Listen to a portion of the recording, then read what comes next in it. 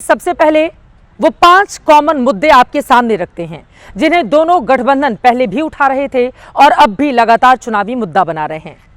आर्थिक विकास, नौकरी रोजगार, युवा पलायन, महिला सम्मान, शिक्षा, स्वास्थ्य का मुद्दा। लेकिन ये वो मुद्दे हैं जो किसी भी चुनाव में रहते ही हैं। इन्हीं मुद्दों का बिहार में होना कोई नई बात नहीं है। जितने चुनाव आप देखेंगे इन मुद्दों को उठाया जाता है। कोई ऐसा बड़ा मुद्दा हो जिसके पूरे चुनाव की हवा बदलने की कुव्वत हो, इसके लिए महागठबंधन 3 मुद्दे उठा रहा है। एक मुद्दा एसआईआर का, जिसने उसे वोट चोरी कहा। दूसरा आरक्षण का कि खत्म कर दिया जाएगा आरक्षण। और तीसरा कानून व्यवस्था का था, जिसे उसने नीतीश कुमार के जंगल राज के तौर पर पेश किया। लेकिन आज बीजेपी और जेडीयू ने पुरानी लाइन ही पकड़े रखी। अब सवाल ये उठना स्वाभाविक है कि क्या लालू दौर के जंगल राज, लालू परिवार पर भ्रष्टाचार के आरोप और लालू का परिवारवाद बिहार के चुनाव में, क्या यही 3 मुद्दे फिर से नतीजे तय करेंगे? क्योंकि इन्हीं मुद्दों पर लगातार एनडीए का जोर है। पीएम मोदी के अलावा अमित शाह और नीतीश कुमार की जुबान पर भी रैलियों में सबसे पहले जंगलराज, भ्रष्टाचार और परिवारवाद का ही जिक्र है। वहीं तेजस्वी यादव ने मोदी और शाह को बाहरी बताकर बिहारी वर्सेस बाहरी का मुद्दा बनाने की कोशिश तो की है। लेकिन क्या वो भूल गए कि नीतीश बिहार में ही जन्मे हैं और 20 साल से मुख्यमंत्री भी हैं। एनडीए का बड़ा चेहरा भी वही है। उन्हें बाहरी बताना बिहार क्या हजम कर पाएगा, या वास्तव में यह मुद्दा महागठबंधन के लिए काम कर जाएगा? जंगल राज,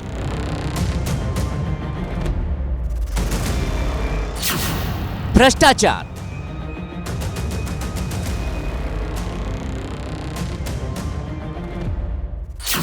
परिवारवाद,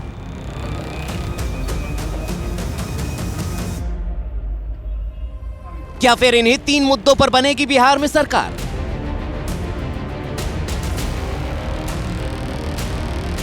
समस्तीपुर और बेगूसराय में पीएम मोदी ने महागठबंधन को घेरा, तो गृहमंत्री अमित शाह ने भी 2 रैलियां की।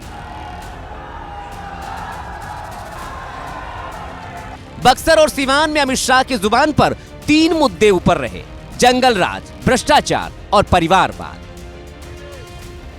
लालू जी, आपने लूट, अपहरण, फिरौती, जघन्य नरसंहार, इसके सिवा कुछ किया है तो बताओ। जिस शहाबुद्दीन ने 75 जघन्य हत्याओं में लहूलुहान किया सिवान की भूमि को, वो शहाबुद्दीन को वो टिकट देकर डराना चाहते हैं। इन्होंने तो 5 बार अपने बेटे को लॉन्च करने का कार्यक्रम लगाया। ये श्रीहरिकोटा में अपना एक भी अवकाशयान लॉन्चिंग में फेल नहीं जाता है, मगर लालू जी ने 5 बार लॉन्च करने के बाद भी तेजस्वी यादव का लॉन्चिंग होता ही नहीं है। 940 करोड़ का चारा घोटाला कर रुपया चाऊ कर गए।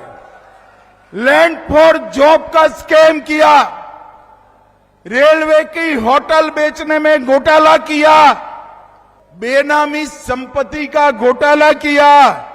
जिस व्यक्ति ने इतने घोटाले किए हो, वो हमारे बिहार का भला कर सकता है क्या? जवाब में तेजस्वी ने 4 रैलियां की। तेजस्वी ने मोदी और शाह को बाहरी और खुद को बिहार का बेटा बताया। लेकिन तेजस्वी को एनडीए के चुनावी ट्रैक जंगलराज, परिवारवाद और भ्रष्टाचार पर भी आना पड़ा। अरे मोदी जी, फैक्ट्री लगाइएगा गुजरात में, अब विक्ट्री चाहिए बिहार में। देखो, हम बिहारी हैं, हम लोग डराए वाला नहीं है, बाहरी से डराए वाला है। बताइए, 2 लोग गुजरात से आकर के बिहार चलाने का काम कर रहे हैं। बताओ सहरसा के लोगों, बिहार को बिहारी चलाएगा कि बाहरी चलाएगा? उन्होंने खुद ही नीतीश कुमार जी के 55 घोटाले गिनाए। क्या कार्रवाई हुई? जहाँ घोटाले हो रहे हैं, कार्रवाई नहीं हो रही, वो जंगल राज होता है। जहाँ अपराधी खुलेआम घूम रहे हैं, कोई कार्रवाई नहीं हो रही, अपराधियों को संरक्षण दिया जा रहा है, वो जंगल राज है। कितने ऐसे दिन, कोई ऐसा दिन नहीं जहाँ बिहार में गोलियां, मर्डर, हत्या, लूट, रेप, किडनैपिंग ना हो रही हो।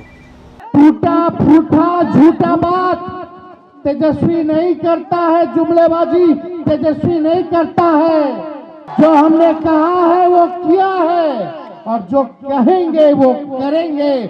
तेजस्वी सीएम बनेगा तो बिहार की 14 करोड़ भी सीएम बनाएंगे।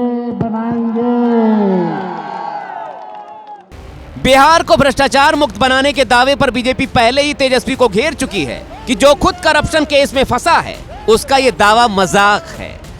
बीजेपी अध्यक्ष जेपी नड्डा ने बिहार पहुंचकर आरजेडी का नया नाम रख दिया है और बीजेपी के बाकी स्टार कैंपेनर ने भी इसी लाइन पर हमले तेज कर दिए हैं। आरजेडी, आर का मतलब रंगदारी, जे का मतलब जंगल राज और द का मतलब दादागिरी। आरजेडी का मतलब क्या है? आर का मतलब रंगबाज, रंगदारी, और जे मतलब जंगल राज, और डी का मतलब है डकैती। एनडीए का प्रचार आज से तूफानी रफ्तार पकड़ चुका है, जबकि दूसरी तरफ आरजेडी में किसी को खबर नहीं है कि राहुल गांधी आखिर कहां हैं। तेजस्वी की मदद वो करने कब आएंगे? ऐसे में तेजस्वी कहीं अकेले न पड़ जाएं।